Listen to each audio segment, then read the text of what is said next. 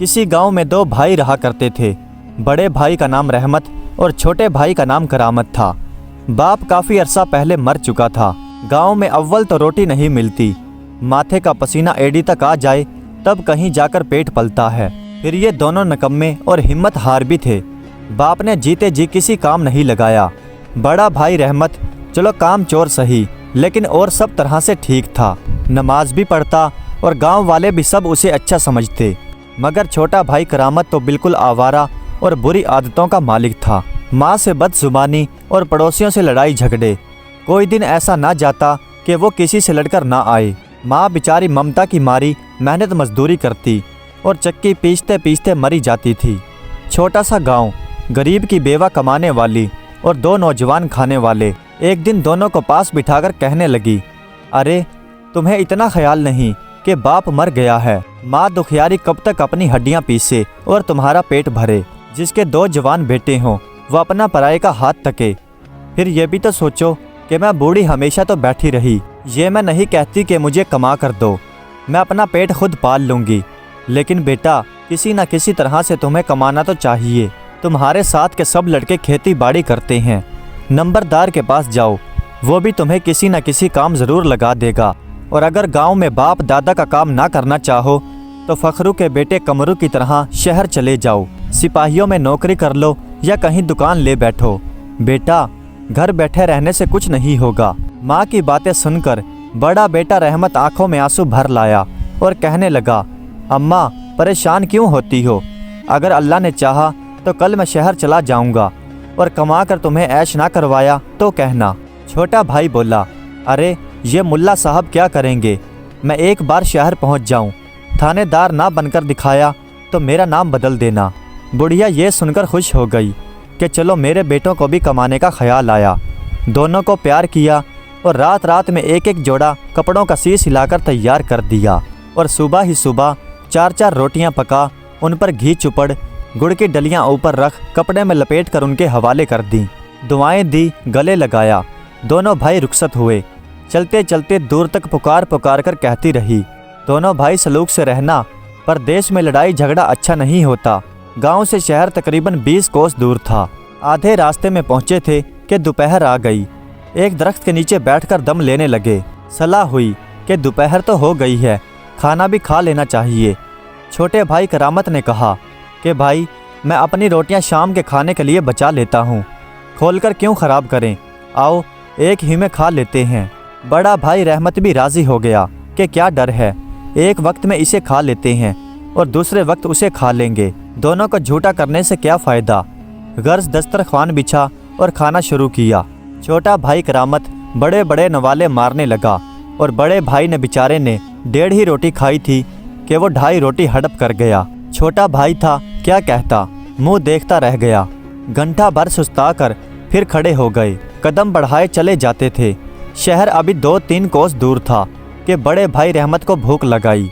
पैदल चलना और फिर छोटे भाई की हापा धापी।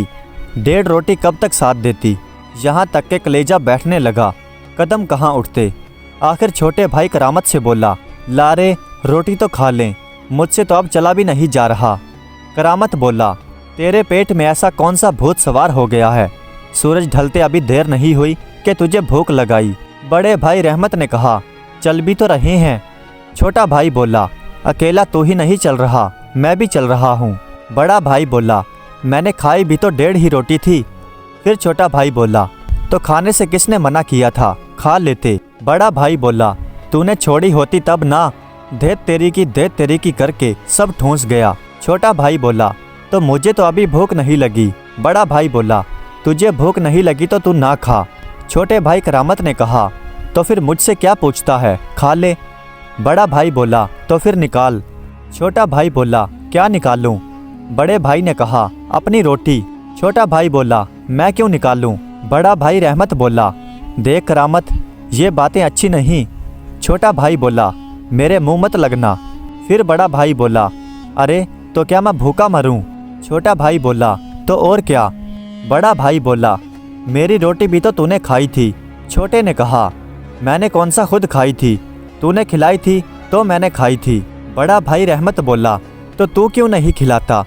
छोटा भाई रहमत बोला, क्यों खिलाऊं? बड़ा भाई घूर कर बोला, यहाँ भी बदमाशी दिखाता है। छोटा भाई भी गुस्से में बोला, मुझे बदमाश बताता है, ज़्यादा बदमाशी की तो मैं भी अपनी बदमाशी दिखा दूंगा। बड़ा भाई रहमत बोला, बदमाश तो तू है ही, सारा गांव भी तुझे बदमाश ही कहता है। छोटा भाई करामत बोला, बदमाश होगा तेरा बाप। ये कहकर करामत झपटा और बड़े भाई को बिछाड़ उसके छाती पर चढ़ बैठा। बड़ा भाई बेचारा कमज़ोर मानिस, बहुत बार हाथ पैर मारे, लेकिन उस जालिम ने लिहाज नहीं किया। जंगल भी सुनसान, कोई छुड़ाने वाला नहीं। जितना मारा गया मारा, और फिर आखिर में मुट्ठी भर भर मिट्टी उसकी आंखों में दे मारी, और फिर ऐसे ज़ोर से दबाया कि दीदे फूटने से तो रह गए, अंधा कर दिया। फिर बड़े भाई को गालियां बकता हुआ और वहीं पर छोड़ अपना रास्ता लिया। बड़ा भाई बेचारा भूखा प्यासा, चोटें खाए, आंखों से अंधा, काफ़ी देर तक पड़ा हाय हाय करता रहा। फिर उठा, रात हो रही थी और जंगल से वहशी जानवरों की आवाज़ें आ रही थी। सुना हुआ था कि यहाँ शेर रहता है।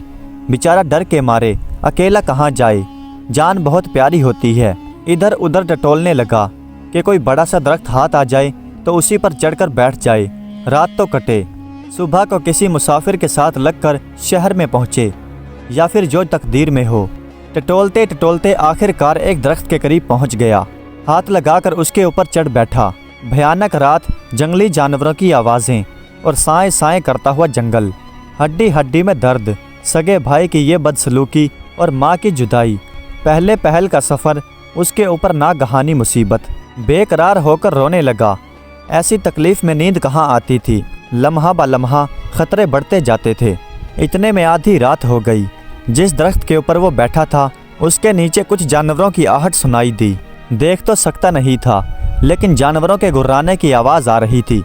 जिस दरख्त पर चढ़कर वो बैठा था उस दरख्त के करीब शेर के रहने की जगह थी। वो रोज़ शिकार मारकर लाता और यहाँ अपने हाली मवालियों के साथ बैठकर खाता। उस वक़्त भी शेर के गिर्द गीदड़, लोमड़ी, रीछ वगैरह जमा थे। जानवरों की आवाज़ से करामत बेचारे के होश उड़े जाते थे। थोड़ी देर बाद जब उसने जंगली जानवरों को इंसानी आवाज़ में बातें करते सुना तो वो और भी हैरान हो गया। समझा कि ये जानवर नहीं, कोई जिन है। आखिर करता भी क्या, भागकर जाता कहाँ। दम साधे चुपचाप अल्लाह को याद करने लगा। इस खौफ ने सारा दुख दर्द भुला दिया। लेकिन इन सब बातों के बावजूद कान फिर भी उसी तरफ थे। पहले लोमड़ी बोली, यारो पेट पूजा तो हो चुकी, अब कोई बातें करो जिससे दिल बहले और बादशाह सलामत भी खुश हों। शेर बोला, फजूल की कहानियाँ मुझे पसंद नहीं। दुनिया के जो ताज़े वाक़यात देखे या सुने वो बयान करो, या अपनी मालूमात से फ़ायदा पहुँचाओ। रीछ बोला, कई रोज़ हुए मैं इस तरफ गया था। बादशाह की हालत देखकर मुझे सख्त रंज हुआ। आखिर हम भी उसकी रियाया हैं। बेचारे को रतुंदा आता है और ये मर्ज इतना बढ़ गया है कि दिन को भी किसी की सूरत पहचान नहीं सकता। तबीब, वेद, मुल्ला सियाने सब जवाब दे चुके हैं। लोमड़ी बोली, भाई रीछ, तुम तो जंगल के माने ताने हकीम हो, क्या तुम्हें भी किसी ऐसी जड़ी बूटी के बारे में पता है जो बादशाह को ठीक कर दे? रीछ बोला, बहन लोमड़ी, खुदा जाने ये इंसान इतना मगरूर क्यों है। वो कुछ नहीं जानता, मगर कहता है कि मैं सब जानता हूँ। उसे इतना भी इल्म नहीं कि इस दरख्त के पत्तों का अर्क जिसके नीचे हम बैठे हैं आँखों के हर मर्ज की अक्सीर हैं। अगर बादशाह सलामत इस दरख्त के पत्तों का अर्क सुबह शाम आँखों में डाल लें तो एक ही दिन में ठीक हो जाएं। भेड़िए ने कहा, रीछ मामू, आपने ठीक कहा, बादशाह वाकई रहम के काबिल हैं।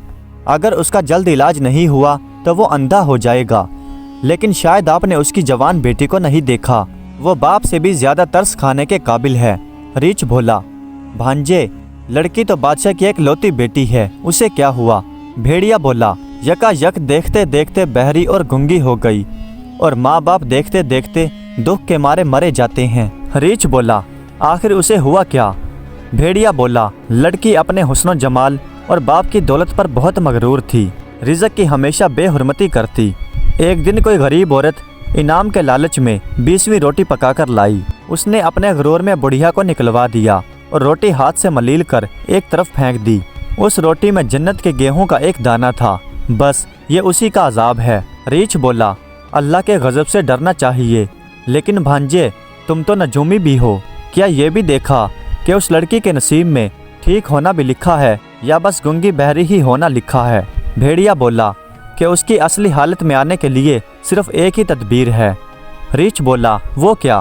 بھیڑیا بولا، ایک چوہا یعنی ہماری قوم جو جنات میں سے ہے، وہ اس گندم کا دانہ اٹھا کر لے گیا تھا اور وہ اسے آج تک مہری کے اندر اپنے دائیں ہاتھ میں لیے بیٹھا ہے۔ اگر کوئی وہ دانہ وہاں سے لے کر شہزادی کو کھلا دے تو وہ ٹھیک ہو جائیں، ورنہ اس کے علاوہ کوئی اور حل نہیں۔ لومڑی نے کہا، بھائی بھیڑیے، یہ بات تو تم نے بہت عجیب سنائی، لیکن ایک چیز تم نے بھی نہیں دیکھی۔ بھیڑیا بولا، تم نے ایسا کیا دیکھا؟ لومڑی بولی، تم نے دیکھا نہیں کہ بادشاہ اتنے عرصے سے میٹھے اور صاف پانی کے لیے ترس رہا ہے؟ بھیڑیا بولا، یہ کیا بات ہے؟ لومڑی بولی کہ بادشاہ اپنے قلعے کے کنویں کے سوا نہ کسی دریا کا پانی پیتا ہے اور نہ کسی اور جگہ کا، اور قلعے کے سارے کنویں کھاری اور گدلی ہو گئے ہیں۔ بھیڑیا بولا، اللہ کی قدرت، اتنا بڑا بادشاہ اور پانی سے محروم۔ لومڑی بولی، ہاں، بدقسمتی تو دیکھو کہ چراغ کے تلے اندھیرا، اس کے قدموں کے نیچے صاف شفاف موتی کے جیسا شیریں پانی کا چشمہ بہہ رہا ہے، لیکن اسے خبر نہیں۔ بھیڑیا بولا، پھر وہ کیسے نکلے جو پانی کی تکلیف سے بادشاہ نجات پائے؟ لومڑی بولی، محل کے بیچوں بیچ جو بڑا چونکا ہے، اگر اسے ہٹا دیا جائے تو وہ چشمہ بہنے لگے گا، مگر اسے بتائے کون؟ گیدڑ بولا، آپ سب تو اپنی اپنی کہہ چکے، میری بھی تو سن لو۔ ریچھ بولا، تم بھی کہو۔ گیدڑ بولا، میں برسوں سے محلات کے بائیں باغ میں جاتا ہوں، وہاں کے پھل مجھے بہت پسند ہیں، خاص طور پر سیب تو ایسے لذیذ کہ میں نے کہیں دیکھے بھی نہیں۔ ریچھ بولا، یار کبھی ہمیں بھی لے چلو، سیب مجھے بھی سارے پھلوں میں زیادہ بھاتے ہیں۔ گیدڑ بولا، لیکن کچھ دنوں سے وہ باغ بھی اجڑتا جاتا ہے، کسی پھل میں پہلے کی طرح کوئی ذائقہ ہی نہیں رہا۔ ریچھ بولا، بادشاہ کی طرح کیا بادشاہ کے باغ پر بھی کوئی آفت آئی ہے کیا؟ گیدڑ بولا، بات یہ ہے کہ بادشاہ کے اس باغ میں ایک عجیب و غریب سیب کا پودا تھا، پرستان سے ایک پری آ کر بو گئی تھی، وہ جب تک بڑھتا رہا اور پھولتا رہا، سارے پھل میٹھے اور اچھے پھل دیتے رہے، اس پر جادو ہونا تھا کہ سارے پودے کیڑی پھل دینے لگے۔ ریچھ بولا، پودے پر جادو کس نے کیا؟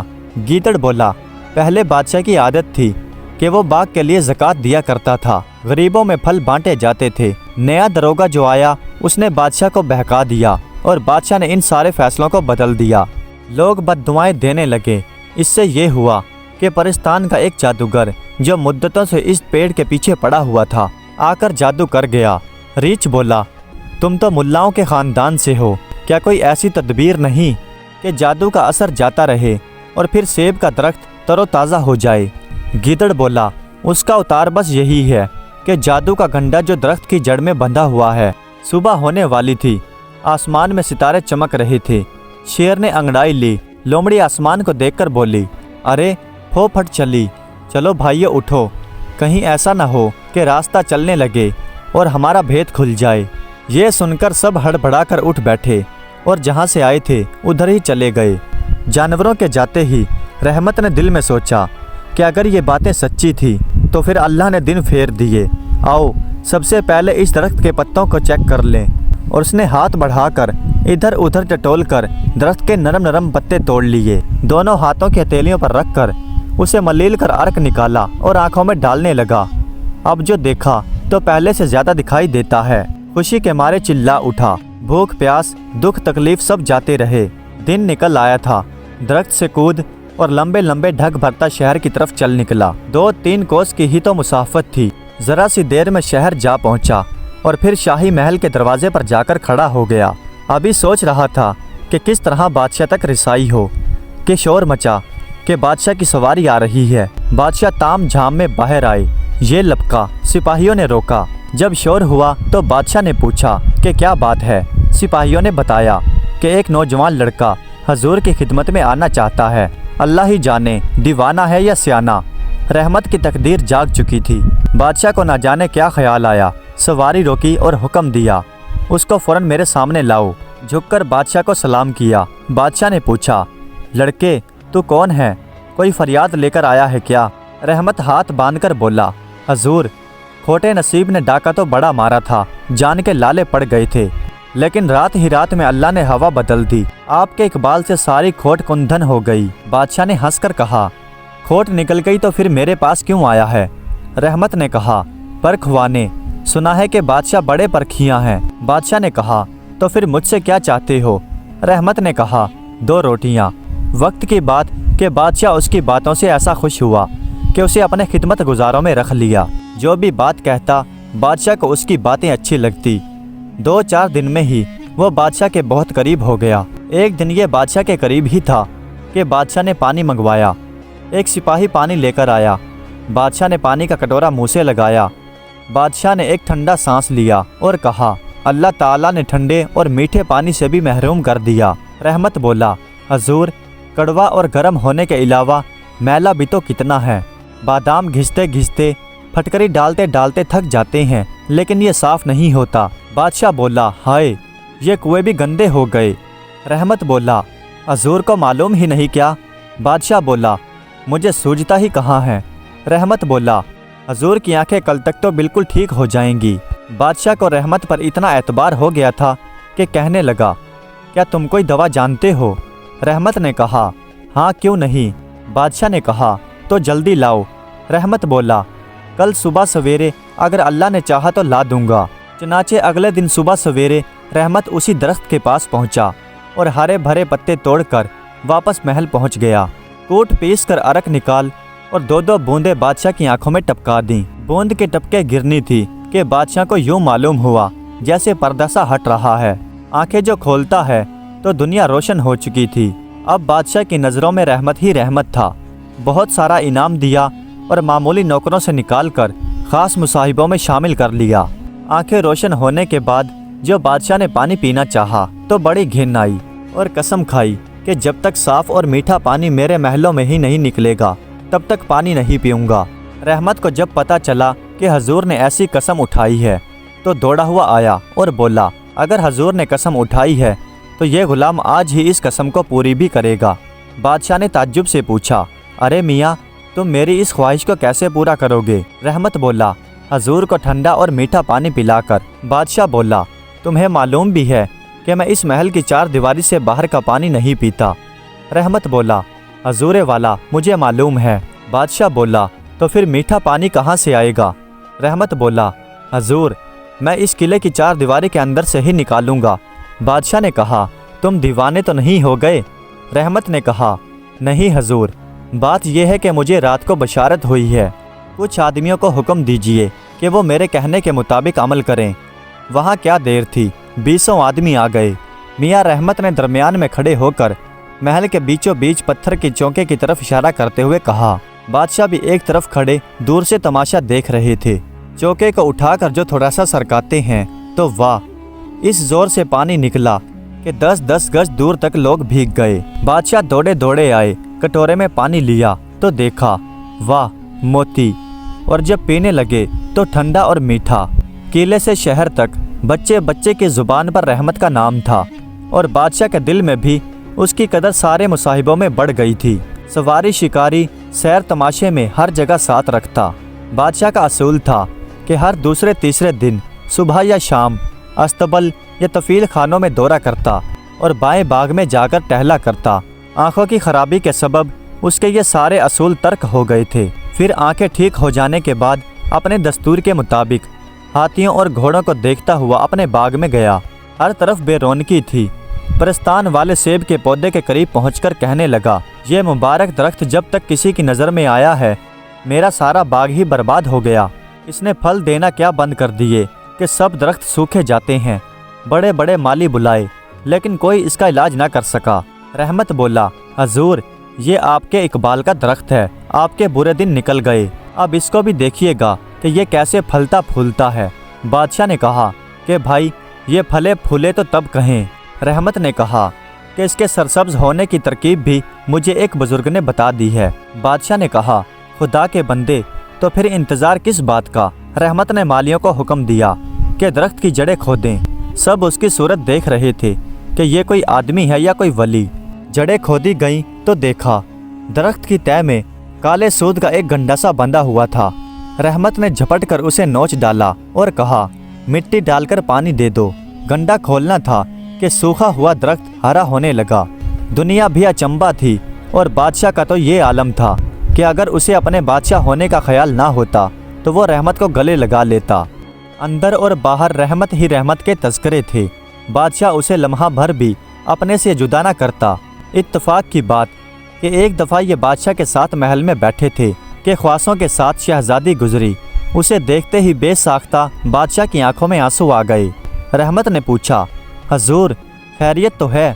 बादशाह ने ठंडी आह भरकर कहा, क्या कहूँ, तुम जानते हो कि ये मेरी एक लौती बेटी है।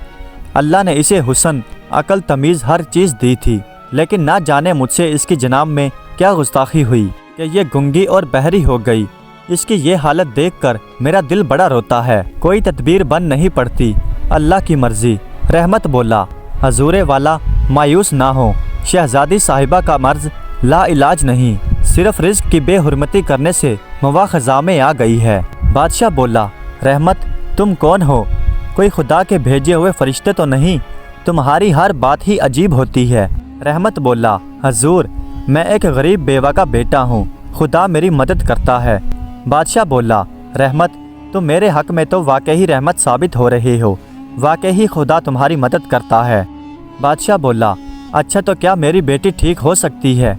रहमत बोला, अगर अल्लाह ने चाहा तो 2 मिनट में ठीक हो सकती है। पर्दा करा के 2-4 हराशों को बुलाइए। पर्दा हुआ, हराश आ गए तो रहमत उन्हें लेकर सहन में गया। चूहों का बिल तराश करके उसे खुदवाया। कोई गज भर ज़मीन खुदी तो देखा कि चूहे साहब आंखें बंद किए हुए बैठे हैं और गेहूं का दाना पास पड़ा है। रहमत ने वो दाना झट उठा लिया और खराशों से ये कहता हुआ कि बस काम हो गया, फर्श को ठीक ठाक कर दो। दाने को मुट्ठी में दबाए हुए बादशाह के पास आया और अर्ज़ किया कि शहजादी साहिबा को तलब फरमाइए।